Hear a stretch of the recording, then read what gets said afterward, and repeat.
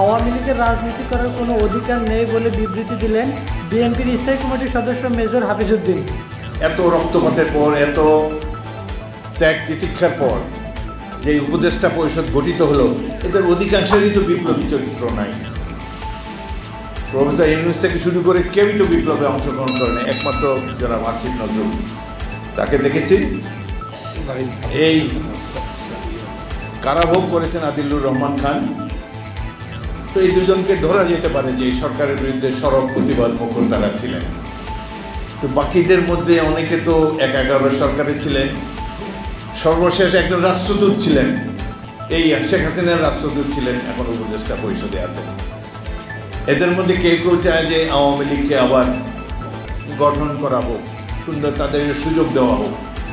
হাসানুল সাহেব যেটা বলেছেন আওয়ামী লীগের ভবিষ্যৎ সম্পর্কে, অন্যান্য বক্তারাও বলেছেন, যারা এই দেশে গণতন্ত্রকে স্বাধীনতার অব্যবহিত পরে নির্বাসনে পাঠিয়েছেন, যারা প্রত্যেকটি রাজনৈতিক দলকে নিষিদ্ধ করেছেন, যারা হেলিকপ্টার থেকে গুলি করে 32 জন শিশু হত্যা করেছে, যারা রাজপথের সাধারণ মানুষকে খড়কুটার মতো গুলি করে উড়িয়ে দিয়েছেন, যাদের কারণে ভারতীয় সেনাবাহিনীর সদস্যরা বাংলাদেশে অবাধ বিচরণ করেছে, তাদের কেউ কেউ ক্যান্টনমেন্টে আশ্রয় নিয়েছে 5ই আগস্টের পরে, তাদেরকে সেফ প্যাসেজ ফিরিয়ে দেওয়া হয়েছে। এইভাবে দেশের জনগণের জন্য অবমাননাকর এত কর্মকাণ্ড যে রাজনৈতিক দল করলো, সে আওয়ামী লীগের বাংলাদেশে রাজনীতি করার কোনো অধিকার নাই বলে আমরা মনে করি।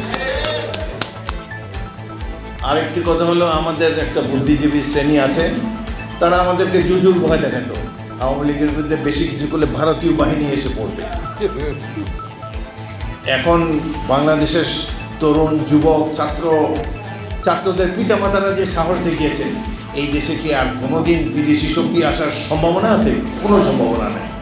71 সালে যুদ্ধ করেছিলাম যে ছাত্রদেরকে নিয়ে, তাদের হাতে অস্ত্র ছিল, কিন্তু এবার যে ছাত্র যুবকেরা রাজপথে ছিল তারা ছিল নিরস্ত্র, কিন্তু কি সাফল্যের সাথে, কি অসীম সাহসিকতার সাথে তারা মোকাবেলা করেছে এই ট্যাঙ্ক বাহিনী, হেলিকপ্টার বাহিনী আর এই আধুনিক মারণাস্ত্রধারী পুলিশ বাহিনীর বিরুদ্ধে।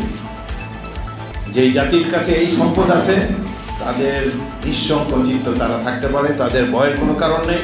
পৃথিবীতে এমন জাতির সৃষ্টি হয় নাই যারা আমাদেরকে পদানত করতে পারে, কোনোদিন এটি সম্ভবই নয়। এটা দেখে এই পরিণত বয়সে আশ্বস্ত হয়েছি যে আমাদের দেশের স্বাধীনতা সার্বভৌমত্ব কেউ লঙ্ঘন করতে কোনোদিন পারবে না। সেটি এইবারে আমাদের জুলাই আগস্টের ছাত্র সমাজ, তাদের পিতামাতারা, এটাই তো বিপ্লব, যেখানে ছাত্রের সাথে তার পিতামাতা দাঁড়িয়ে আছে, একই লক্ষ্য ধারণ করে অংশগ্রহণ করেছে আন্দোলনে, এটাই তো বিপ্লব। এর চেয়ে বড় সাফল্য আর কি হতে পারে?